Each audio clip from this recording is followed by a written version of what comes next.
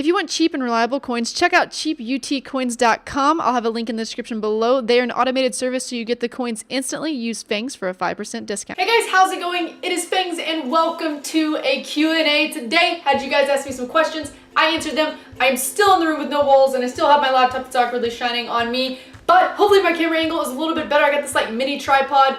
I don't know. Let's get started with the questions though. Question number 1. How many packs have you opened in FIFA 15? I have no idea with this question. I can imagine that probably like thousands. I've opened at least $2,000 or $3,000 worth of packs, which is ridiculous. This is my job, so it kind of considers that I open packs, consists of me doing that so that I can bring you guys entertainment. Duh. So, I don't know. A ton of packs. I'm just gonna guess. I'm gonna do it off the top of my head. 2,000? Do brown cows produce chocolate milk? Hashtag AskFangBang. That is actually a weird question. Not that I would like I'm not that blonde. I obviously know that a brown cow, for one, if it was a brown cow and it did produce milk, I don't have a feeling that it would be chocolate. I don't think it'd be chocolate. That'd just be weird. Although it would be awesome, don't think it would be chocolate. How long do you plan to do YouTube for? Forever.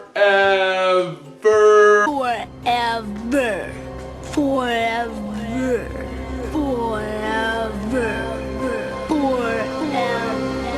No, but hopefully like as long as there is YouTube and people continue to watch it, I will be doing it because I love it. I love it. Worst sex experience. Oh, things are about to get really juicy. Not that like I'm gonna say like it would be the worst sex experience as in it was a bad experience like with the person because we obviously know the only person I've ever done that with is G.I. Doobie. But the worst thing, I'm gonna try to cut the story up and make it a little bit short. So it's me, it's Doobie. I'm 16, he's 18, but he had just turned 18. We'd already been dating, so before he was 18, we'd already been dating, and in Texas they have a Romeo and Juliet law or something like that, so we were allowed to be dating because we were a year and 10 months apart. We're kids. By the way, if you are underage and trying to, participate in those type of things, please use protection. But we are kids, and we were just deciding on a place. It's Valentine's Day. Where could we possibly get this done? You can't do that at your parents' house. It's not allowed. It is not allowed at that age. We probably shouldn't have been doing anything at that age. We go to this like random spot and we decide to, whatever happens, happens.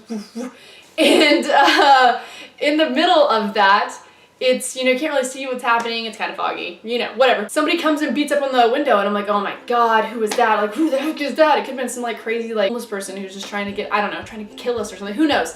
But it ends up, you can hear, they're like, this is for police, open your window or whatever, or open the door. So I'm like, oh my God, how embarrassing. So of course you're just, trying to scrounge for clothes and stuff like that and get out of the car. I'm in like this coat and it's like coat them because we went to a fancy restaurant before. And he's out, and at the age of like 17 or 18, he looked like he was like 26 because he could have grown a full beard at 16. Like he just looked older, and I looked young because obviously I always look young.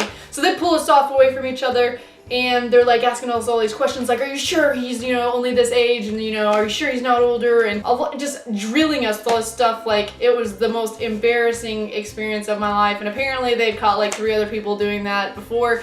And they were like, we're gonna call your parents, you both need to go home. They didn't like arrest us or write us a ticket, which is what I imagined would happen. But they're like, you both need to go home. So we go home, we're freaking out the whole night. I'm sitting by the phone line. I think he pulled his phone line. He didn't even give him a chance to call his parents. I'm sitting by the phone like, I'm gonna answer this. I'm gonna answer and hang up on him every time because, back then you don't have cell phones, you just have the house phone.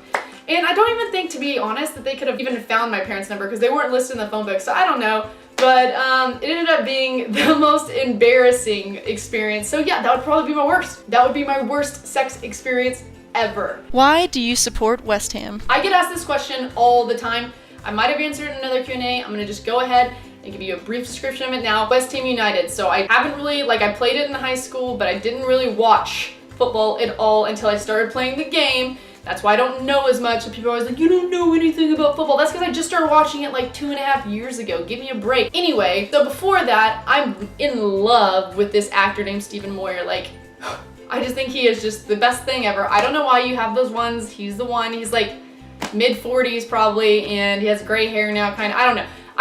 is there's just something about him. There's just something about him. He was in an interview and they asked him, you know, you're from England, he was from Essex, and they're like, who do you support? Who's the team that you're, you know, interested in? Do you watch football? He was like, yeah, of course. He was like, West Ham, since I'm from Essex, Brentwood, I don't know, he's got some like area, then West Ham is the club that I support. And like I saw all this stuff about it, so whenever I went to get into FIFA, and I was thinking, you know, obviously FC Dallas, MLS teams, yeah, but there's nothing that's that exciting about the MLS, so I said, I'm gonna just go ahead and watch outside of the MLS, and I started watching the BPL because that's all we get here. West Ham happened to be a team in it. They were not in the BPL at that time, or they weren't in the Prim League or whatever at that time, because they had been relegated. So I watched them grow and blossom into what they are now, but that's who I just chose, and so I'm not gonna change it just because like some other teams are better or they might be more exciting. West Ham it is, and so I'm interested in it. I do watch their games. I don't get to watch them all the time, but I do watch them.